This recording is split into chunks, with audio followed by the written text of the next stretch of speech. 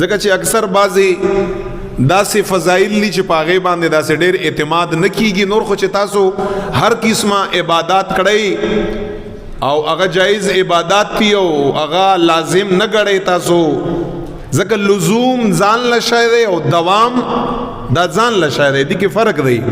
یو لزوم دی، لزوم دې ته ویل کېږي چې تو وایي چې دا عبادت پکې لازم دی او که دا چا ونه کړ نو هغه ګناهګار دی. نه کوونکي ته په بد نظر باندې ګوري، ته ورته د ګناه په نظر باندې ګوري او ته لازم ګڼې چې ته وکړې ټیک دا او چې بل کس یې ونه کړ نو تا ته بد ښکاري او ګناهګار درته ښکاري.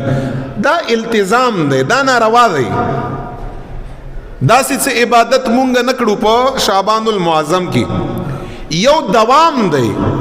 دوام دې ته ویل کېږي چې په هر کال ټول عمر خلق په دغه میاشت کې قسمه قسم عبادات کا او همیشه د پاره کا نه پریدي، خو التزام یې نه کا، لازمي یې نه چې څوک یې نه کا هغه بد او ګناهګار نه ګڼي، خدای یې همیشه د پاره کا په خپل باندې دې ته دوام ویل کېږي.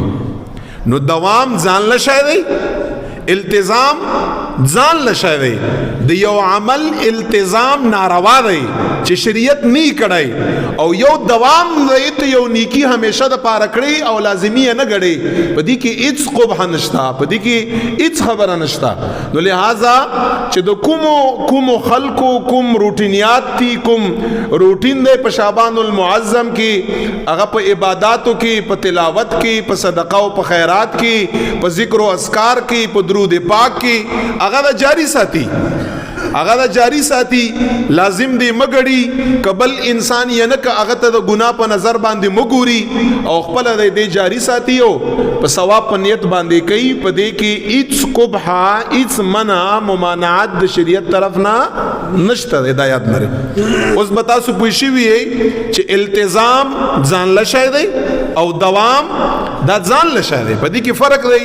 والله اعلم چې دا بعض علما صرف خطیبان دی، هغوی ته ضروری نه ده چې هر یو خطیب عالمی او بیا هغه مکمل په یو مسله باندې پوهیږي.